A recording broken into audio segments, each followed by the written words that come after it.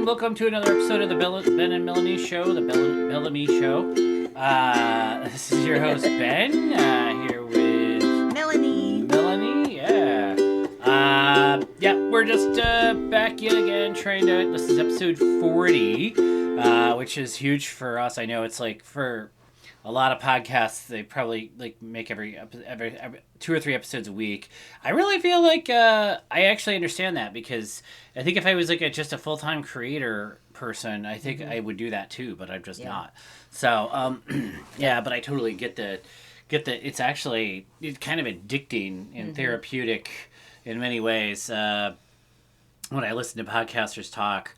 Because I listen to quite a lot of them, it's like I see how like they're kind of a lot of them kind of like work through stuff that way. Work through defeats and things like that, personal and political. So yeah, I guess we just wanted to come back just to talk about. We had like a little list, but I think I'm sticking with the name change again to the Ben and Melanie Show. For a while, I'm thinking about changing the logo and stuff like that. I don't know. It's just all like a work in progress. Want to keep it going. I think we're thinking about starting a Substack here one of these days. I don't know if we're actually going to, but it feels like it's kind of therapeutic anyway. It is, and I think that like our name change is good, because then it like opens up a wider ability to not pigeonhole us into one subject. It's nice to be able to talk about whatever we want. Definitely is not good for clicks though, so I will say that. Yeah. But that's all right. I'm not really making this to, get rich. I didn't really think that would ever be one of the things that happened because of this thing.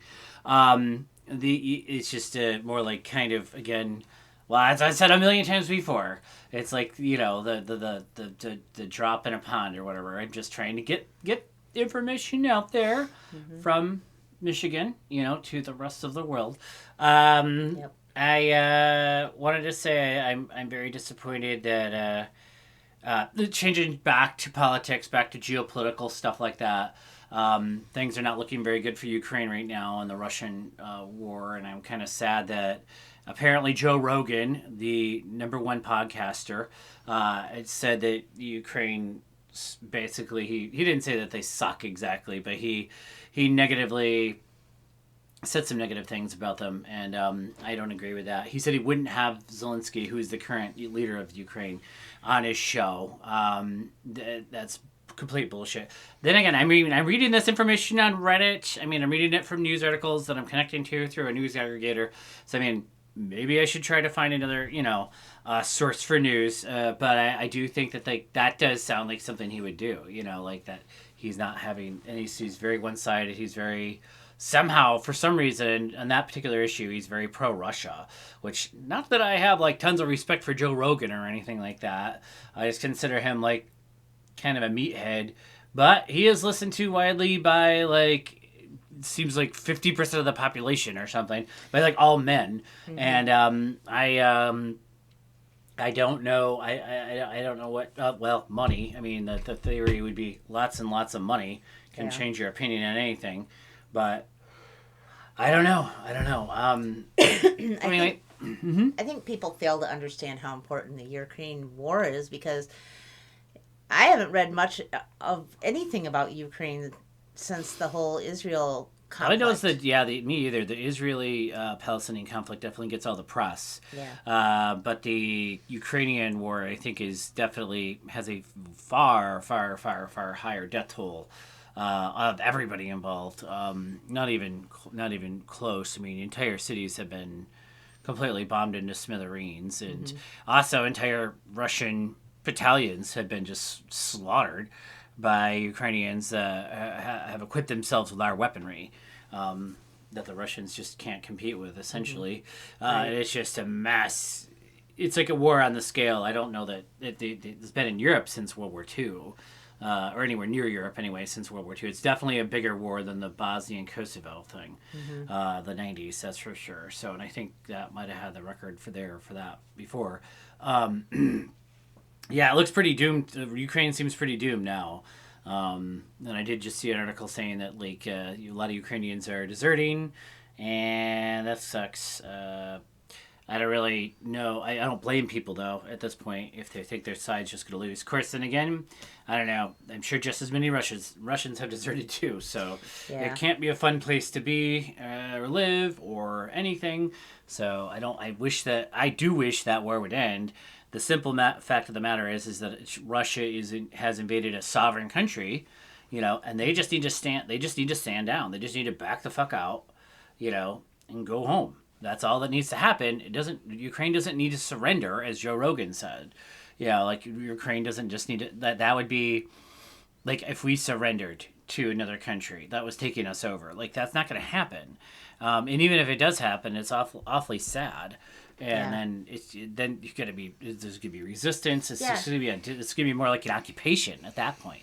And if Ukraine does, then Russia will get all they're gonna excited and keep going. Yeah, exactly. Like Vladimir Putin will see that it is like a reason or an easy excuse to just keep on heading up to Poland or something, or Finland, or God knows where, the Nordic countries. Yeah. So, and they're really, really freaking out about that, I think, at this point. So, I don't blame them. Yeah, so we really need to, like, a line needs to be drawn in the sand, which is what the Biden administration has been doing. Contrary to whatever, I don't know. I have no idea what Trump's going to do. I think that unpredictability is apparently his thing. And he'll say he's going to do one thing and then do the complete opposite. Maybe he's going to just send U.S. troops to Ukraine. Who the fuck knows? At this point. One second he'll just be like, I love Russia. I think Russia's great. And then I just read that he's talking about doing a 100% tariff on Russia. And China. And he's just like, yeah, fuck Russia and China and everybody. Well, part of that is... And so it's like he's all over the place. And, it's because he's so narcissistic. I mean, he probably heard the reports that, people were laughing at his naked wife's pictures in Russia and, maybe saying all kinds of derogatory things about Trump. And so then it switched. It's just a very personal reason. Like if you just had like one bad interaction with some Russian diplomat or something, and he changes. He just is like, well, fuck you people. I'm going to it's like, I'm not on your side anymore. That's really crazy. That's very unpredictable, and it's hilarious that Russia would have wanted somebody like that in. They definitely did want him. They just they wanted chaos. They want destabilization, yeah. But it's not going to... Destabilization does not actually benefit them. I wish they could see that. Because destabilization of us here, it really destabilizes everybody in the world. It destabilizes global capitalism, essentially, which we are at this point the center of. Right. Anyway, so that's just everything about that situation just pisses me right off. It kind of goes into the next thing you wanted to bring up really quick. Also, why are men, younger men? I think Gen Z apparently voted mostly for Trump, and that was they're getting more like. I feel like they're getting groomed online. Groomed to be more against women, I guess, is like they think they gotta be, I don't know, more misogynistic. Yeah, and they feel free to say things that men have not felt free to say to women in a long time, like your body, my choice. Yeah, your body, my choice, or any of the other things they're saying. Yeah, that's a good way. And making rape comments. Say that in real life online, and see what happens. I mean, there's people that say that online, but yeah, I like to see them say that in real life. I'm like, Jesus Christ. That's happening now. Which is scary as a lot of that's flowing. A woman and a mother and I don't think it's flowing from Joe Rogan necessarily, but other podcasters below him in the scheme of things. Like Andrew Tate, for example, is definitely one of those kind of podcasters that a lot of younger people, young men, apparently are listening to, which is completely insane. And they think that like being masculine is all just about like apparently beating the fuck out of everybody and taking advantage of women and just... I don't know, just screwing everybody. I don't know. I feel like they're scapegoating women too, because like they're like more women go to college, so they're like scapegoating them, saying like, oh well, we don't have the same opportunities because we're not a minority group, and like there's all that kind of. There's so much more to being a man, though. That's the thing. It's like, how can you tell people? Like there's more to being a man than just like yeah, like make excuses and bullshit. Like a lot about being the alpha male or whatever. Like if you look at like primates, right, in the gorillas or whatever. Like if you look at the alpha males, like they don't just like beat up other gorillas or something. They like the alpha males like take care of everybody in the group. Like they care for. They're actually highly empathetic, and they like will like help groom and take care of younger gorillas and younger male gorillas too, and younger and female gorillas and stuff like that, and protect them all. So that's a big part of being masculine. It's not just like kicking somebody over and laughing at them in the dirt. Mm-hmm. You know, like basically Andrew Tate is just teaching people to be bullies. Mm-hmm. You know, like people like him. I guess I don't know. He's the only name I can think of off the top of my head, but that goes, yeah. Oh my fucking god, yeah. And that helped Trump win though, because like Trump is kind of a good example of that. They're feeding into that fear of young men being not wanted or needed, or not getting opportunity. That especially rural men not getting the opportunities, and they think that's all because of women taking all of everything, all the spots, because of the hatred of women is not doing them any favors. Diversity, equity, and inclusion, which is bullshit.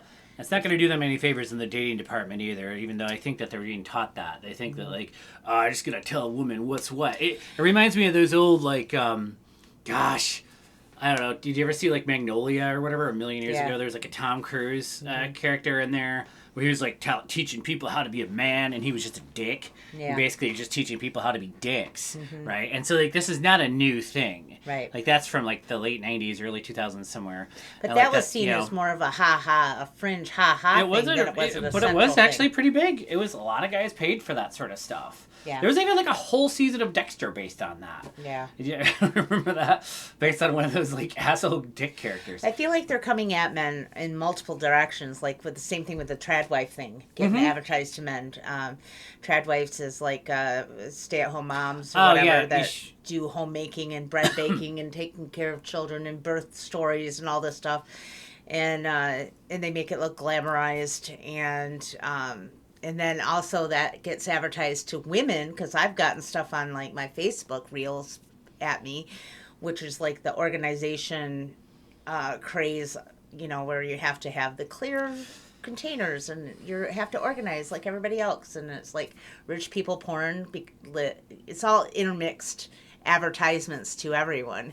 But the tradwife thing is like some kind of glorified dream fantasy for young men, I guess, that they just want their mommies. I don't think that, but it's not marketed to men. Like, I don't think men see any of that in any of their TikToks or reels. I think women, it's marketed like women want to, like it's for women watching that tradwife stuff. You know what I mean? I think men have an idea of that, but I don't think that's stuff that they want to watch. You know what I mean? Like sitting on their phone. They don't want to watch some woman apply makeup or whatever for like, I feel like women feel minutes. overwhelmed. And working women feel overwhelmed. And I think that they're trying to advertise this crap to women who are working and overwhelmed to try and get people to want to go back into the kitchen.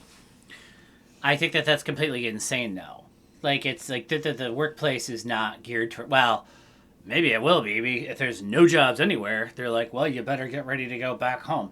Like, because there's not going to be any jobs for anybody. But, I mean, but that's still, in our current situation anyway, that's completely insane.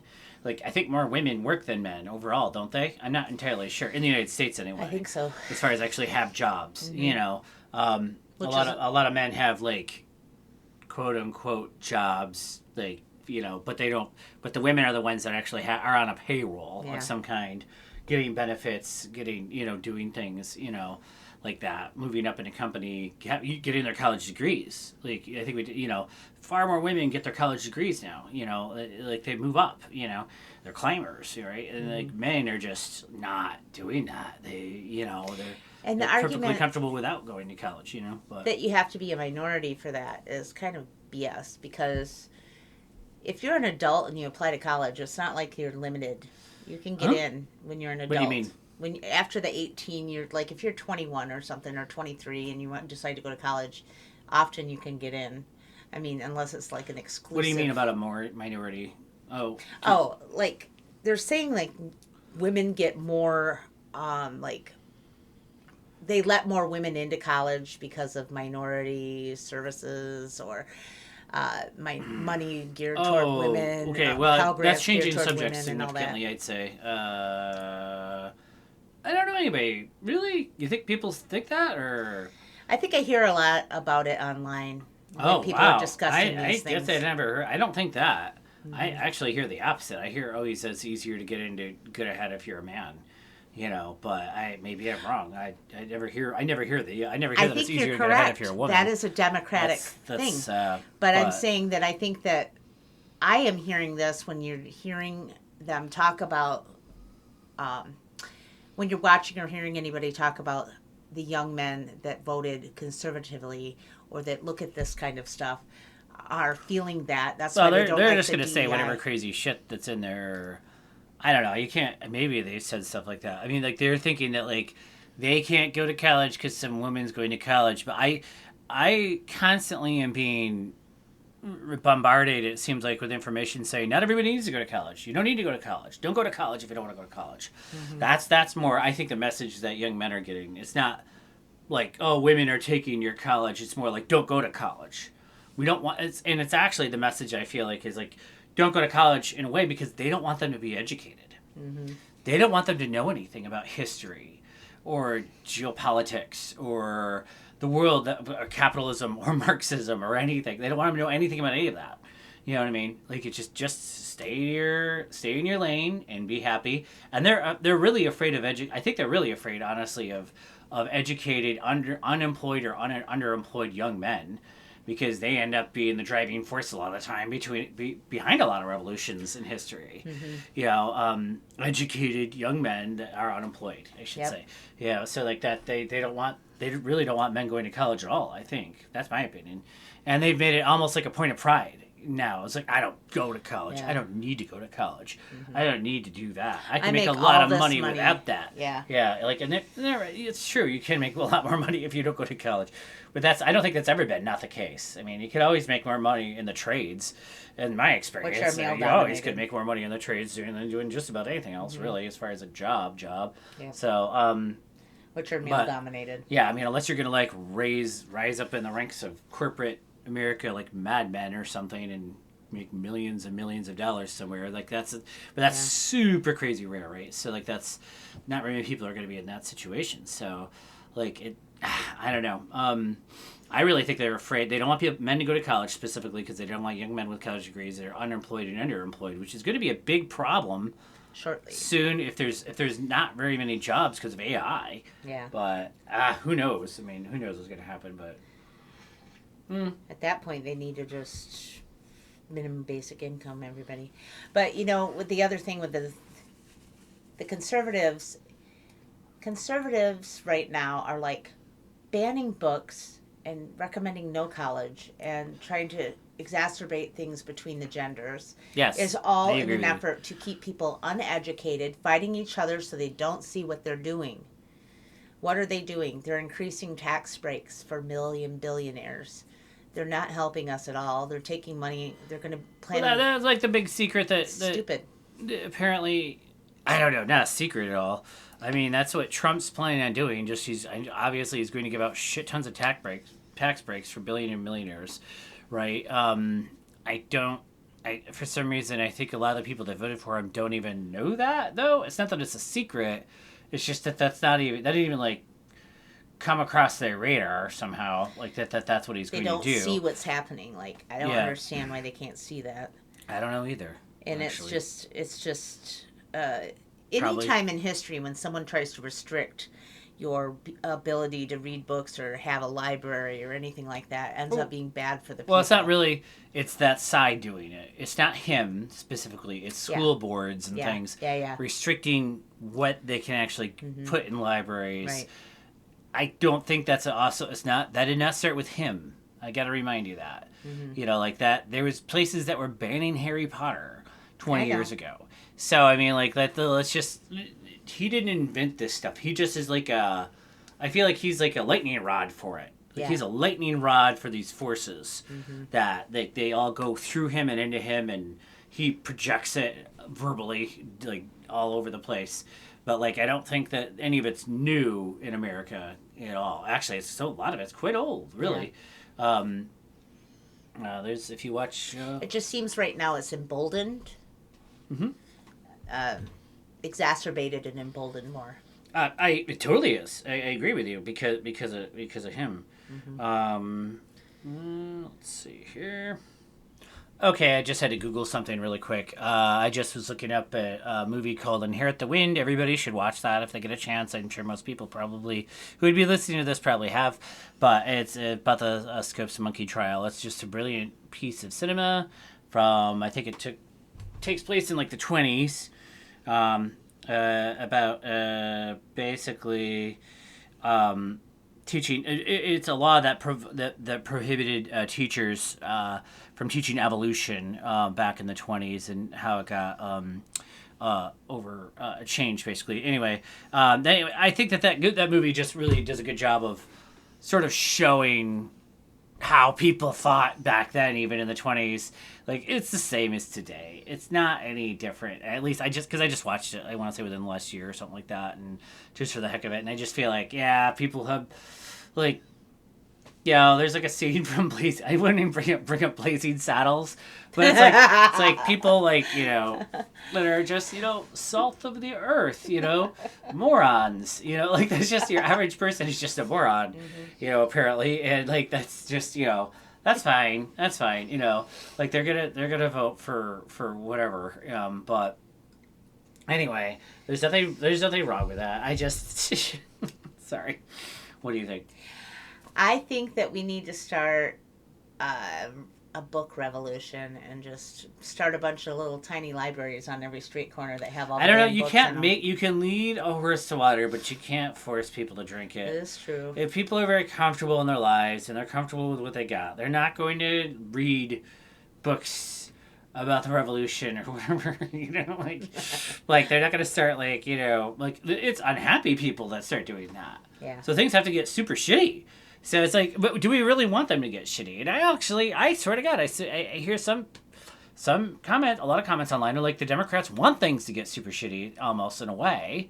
So obviously they're going to be blamed, but they want people to blame Trump for things to get super shitty. So if he does these crazy tariffs, like he says, which would be on Mexico and Canada, which probably are not going to happen now, but he talked about it, and obviously the tariffs we talked about earlier now that are coming out about China and everything else that will still like alter our lives in massive ways and shapes and forms, possibly cause worldwide depression. God knows what'll happen. But I mean, then again, he probably wouldn't do any of it. The thing is with that, I think it's just like the threat of it. I think he likes just seeing people's eyes pop. He just likes to get a reaction. He's just like, look what I can do. What did it do? It made Justin Trudeau come to Mar-a-Lago. It also made the president of Mexico come to Mar-a-Lago or talk to Trump. Well, however they met. However I don't they know met, if they went there, but talk to them. Yeah. And then suddenly everything's fine, or they think it will be. I know. No, you're right. It's like the whole tactic is about, will you bend the knee to me? I know. It's ridiculous. So I think I think the Democrat or people who are liberal, not even Democrats. I shouldn't even say Democrats because half the time I don't even feel like I'm really a Democrat. I don't. I'm really like more of a either. democratic socialist, person. But I should say people who are more on that political end of the spectrum, like, should try to realize that it's like a constant fight. Like, feminism was a constant fight, and it took generations.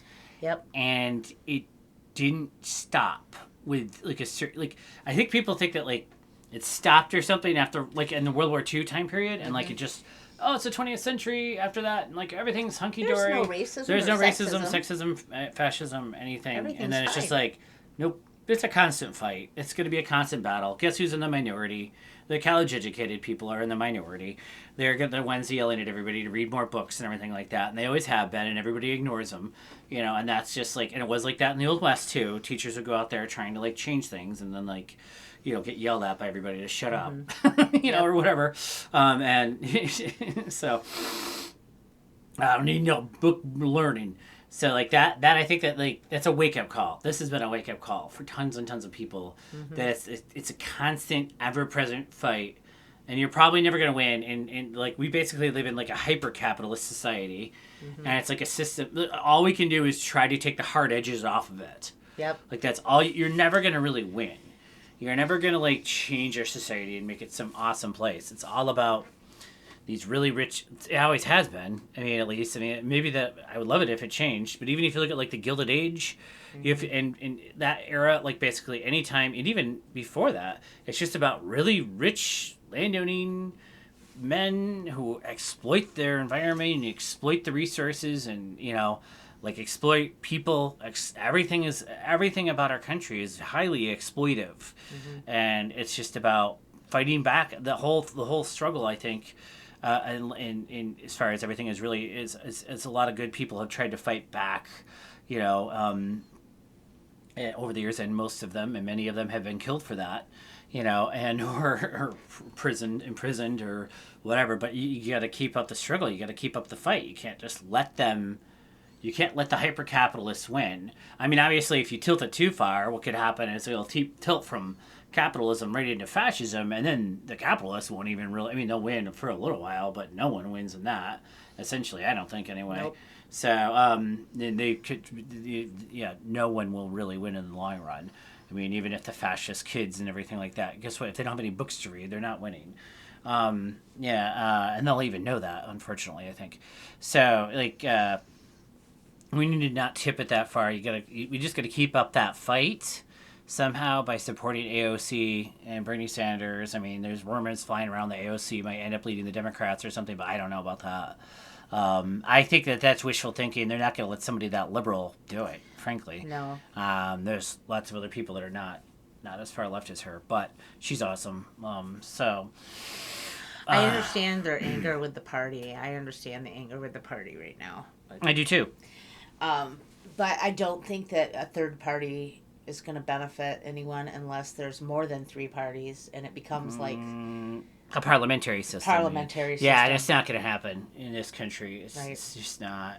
So I mean, we would have to like the country would have to just like destroy itself and start over, and that's not going to happen. So like we're stuck with it. I mean, as far as like the liberal side of things, I feel like they're stuck with the Democrats. And the Democrats just, man, they're really not that great of an option all the time. It's true. Like, they kind of represent the kleptocracy on the national level. I mean, not on the local level. But that's where I hear a lot of conservatives say that. Well, I've heard people that voted for Trump actually say this, that they don't see a difference between the Democrats and the Republicans so much. And the reason why they voted for Trump is because at least he says what he is. Basically, he doesn't try to hide it. And he, at least, even if he creates chaos, the chaos could end up benefiting you. That's, I think, the thing. It's like, like he's going to throw gold all over, like crazy Scrooge McDuck or something, and maybe you'll get a piece. Mm-hmm. He's going to be like shoveling it off the roof or something. Right. And, it's going to cause a massive global collapse, but who cares? Right. It's just like quoting DuckTales here. Yeah, I really But, think... it's just like, he's crazy fucking Uncle Trump with his crazy fucking ideas, but at least, hey, it can't be any worse than it already is. I think that's what people think, but it can be. It can be but I much think that's worse. what a lot of people, if you're on the bottom, though, if you're on the bottom of society, you're unemployed, feeling fucked over by everybody, you do want to vote. You don't care. You're going to vote for somebody who'll fuck up everything, I think that's where the libertarians came from that want to, like, burn down the entire system and everything in it. Until their house catches on fire and they want to fire They're full of shit. A lot of those people are rich. They're completely living in their heads. A lot of the libertarians, they're completely full of shit. They don't understand that, like the system is benefiting and protecting their rich asses. Mm-hmm. And, like, the second the system, catches fire, they're going to be the first to go. Mm-hmm. They are the ones. They're the Russian aristocracy from 1918. Right. They're going to be the first to get lynched and murdered. Mm-hmm. But whatever. What else do we want to talk about here? Let me see here. Oh, the new Musk presidency. Oh, yeah, we want to talk about that briefly. I mean, everybody is aware he's in the paper constantly, or in the news constantly. Elon Musk is seemingly having like a shadow presidency here. Again, I don't really understand that. He was not elected to anything. He has no power over me, in my mind, other than he's just a rich bastard. And he's not an American. He is. I mean, I think he's a naturalized citizen. Anyway. He's I mean, naturalized. I think he has a citizenship, but Okay. I mean, not naturalized. That's not what I mean. Yeah, no, that Naturalized, is. Yeah, naturalized. Yeah. Yeah. No, I think he is, but I mean, maybe they need to revoke it. But like he that won't happen. No, but it I mean, he just completely is a screwball. I feel like it's only a matter of time. I hate him so much because he's threatening to. Or maybe he already has published a list of federal employees who he hates or something. Which sounds like something out of Nazi Germany, which is going to cause like innocent civilians to get like death threats because that do nothing else but just like do their fucking jobs. Every day. He should fucking go to jail for that shit because he has a mob of crazy people that follow and do whatever he says, and he knows it. Yep. He has like a weird cult following of crazies that are just going to do whatever. And if he says, "Oh, go kill this horrible federal employee," like they'll do it. Yep. You know, and he just doesn't give a fuck. Yeah, he should go to jail. He needs to go to jail, man. He needs to go down hard. But I do think Trump's going to take him down. I think it's like Trump can't stand somebody hogging the spotlight. Right. And Elon Musk has definitely been encroaching on that lately. That's all that anybody's talking about. They're not even talking about Trump. And his money won't make a difference. To Trump if he gets on his bad side. No. Money won't matter at that point because Trump considers himself in charge of the money printer. So, I mean, like, yeah. And yeah, like all governments. But I think he himself thinks that he's protected because of that. I think Elon Musk thinks he is protected now, but that's not how real life works. He's illusioned. He just put his butt in the wind and he doesn't even realize it. No, he doesn't. It's actually a really big mistake to be a billionaire and try to and get yourself involved. Get entangled with the government. Yep. And try to pretend like you're going to control that government. It's like a lot of times in China, that's a good way to end up on the execution list. In Russia, that also is a good way to end up executed. Here, it's not really a way to end up executed, but it's almost a way to end up, I feel like, excommunicated maybe from society. Like everybody hates him now.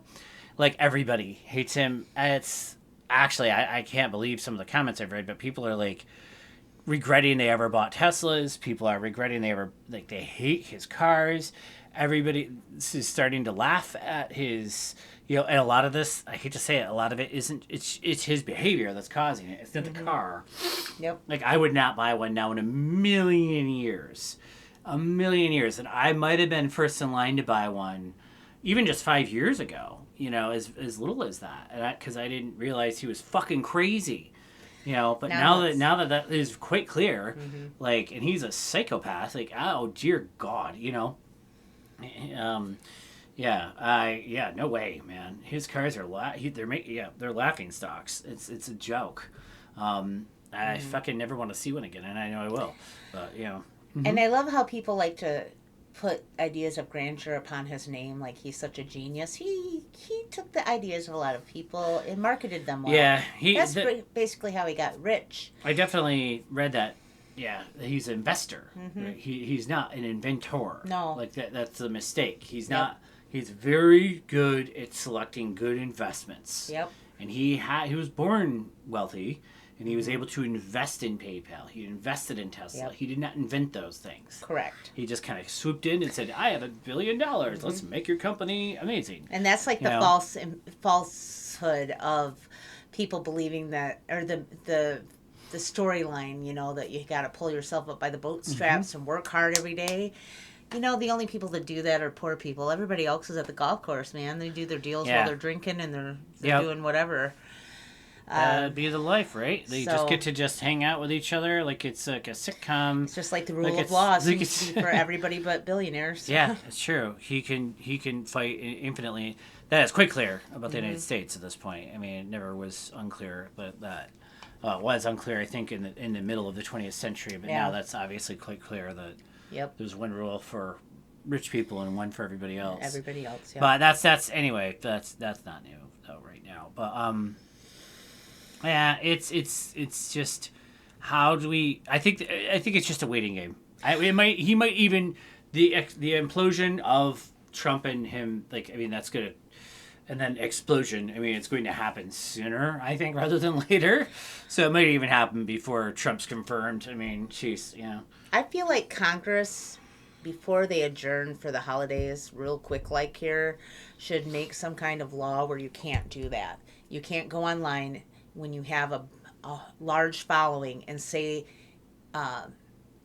incendiary things that will cause actual humans They to get already hurt. have. It is against the law to do that. That's a violation. The First Amendment protects free speech, but it doesn't protect you if you yell fire in a crowded theater. Right. Does that make sense? And that if somebody gets hurt or killed over what he says, yes, he should go to jail. But then there's the rich. That's hard to. rule. You'll never be able You'll to fight him never- in court. yeah. That's the thing. But it'd be the government.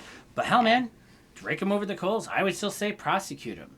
You know, and hopefully, I mean, it's not going to happen in this presidency. No. But hopefully, the Department of Justice under the next presidency will consider doing that, because he's already gone too far. I think he's already going too far. Even threatening to do this is like causing. From what I was reading, like some federal employees are talking about. I mean, I'm assuming they're federal employees in what amounts to regulatory agencies and bodies that regulate car industries and things like SpaceX and things like that. So companies that he's highly invested in. So Right. I'm assuming that they're just like, oh, fuck it, walking away from their jobs. It you also know? should be It's not worth it. You know? against the rules for somebody that is a government contractor, which he is, I know, to threaten to say that. And to also, threaten federal he's- people that regulate his industry. he's in I agree. constant contact with Putin. He said it himself. He talks to him on the phone all the time. I know. And that Yeah. should also be illegal for somebody that is in charge There's of just so much SpaceX. wrong with this. I know. And like no one. SpaceX. Yeah, I know. Is like, has to do with our national, they take up national defense things. Money.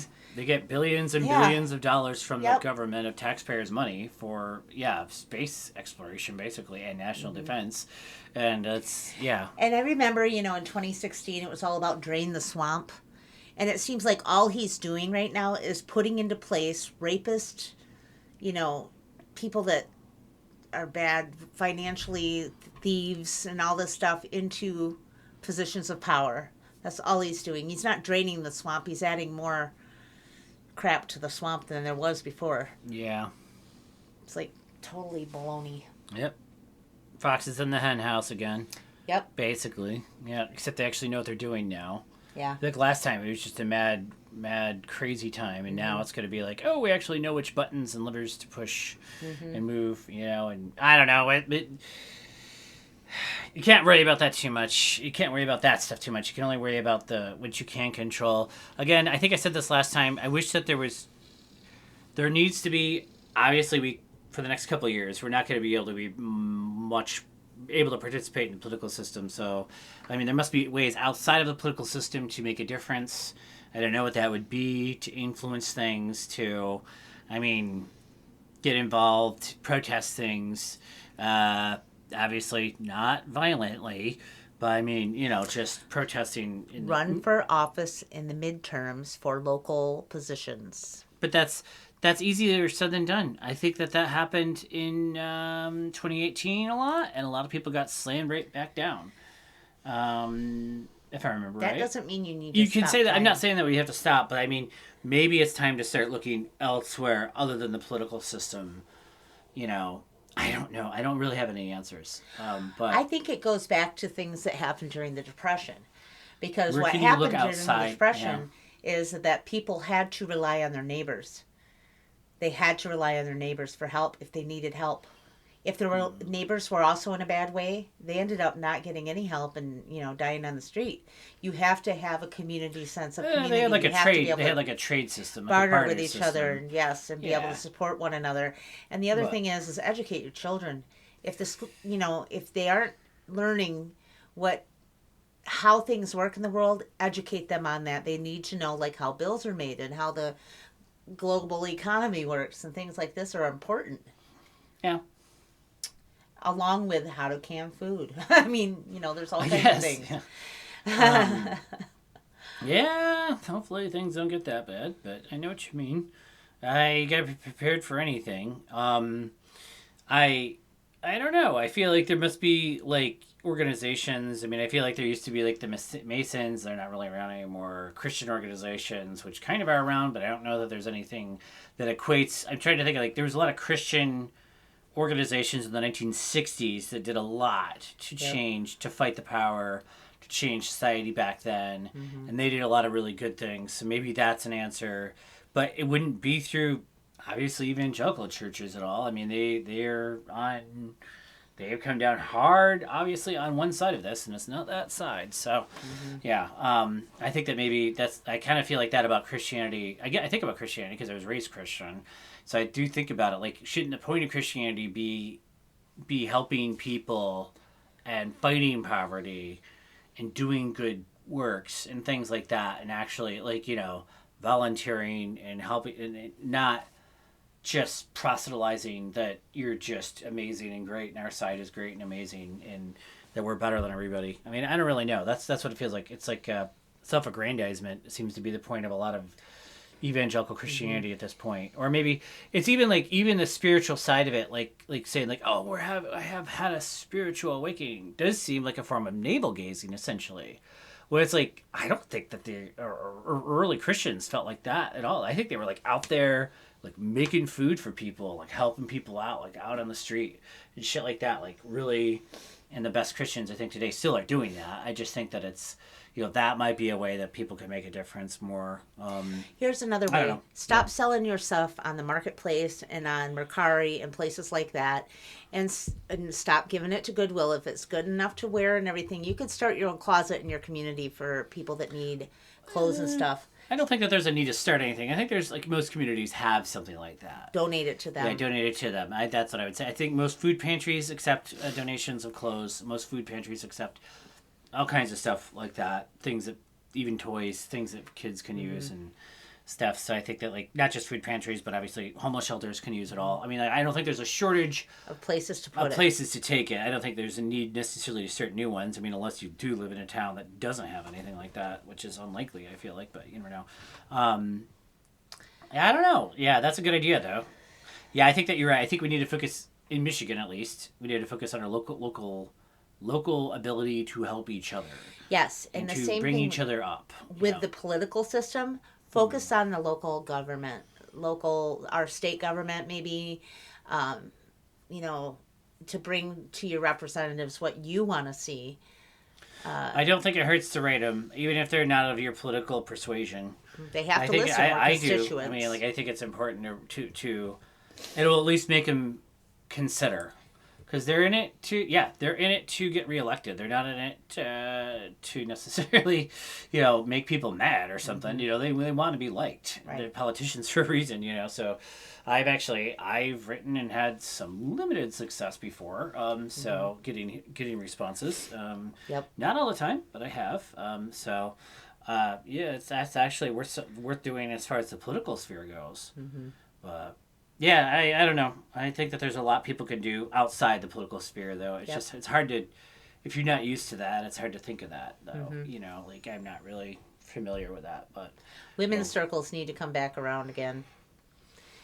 Even if they're like online phone circles or something, because women are so busy, because a lot of change happened like that. Women's rights and also, other like struggles. maybe Zoom, you mean? Like, you could have women's circle on Zoom, or just plain out phone calls or text chains or something, to think about what to do, how to help, how to change things. It can happen. Yeah, grassroots works. I mean, I think the grassroots works in our democracy, at least at this point. So hopefully it continues to and does not stop working. But I hope. All right. I'm trying to think if there's anything else here on our list today to talk about anything. Robot. Oh, well. Yeah. Oh, no. I think that we pretty much covered it, right? So, with that, I think we've been going about 45 minutes, so we're going to run out of breath here. It's just kind of like ranting and raving wildly.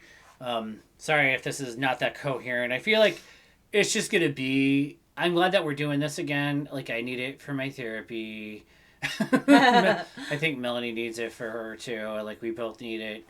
After that, that was kind of a devastating loss. And so it's like, it's time to start this up again. Thank you to everybody who's listening. I know there's not many of you, but I really appreciate it. If there's anything that you think we could improve about this or anything like that, let us know. So, Ben and Melanie at gmail.com. The Ben and Melanie Show at gmail.com. But obviously, if you click on the podcast information, you can with that, yeah, you want to say Mama P. Galopin. Poppy motherfucker.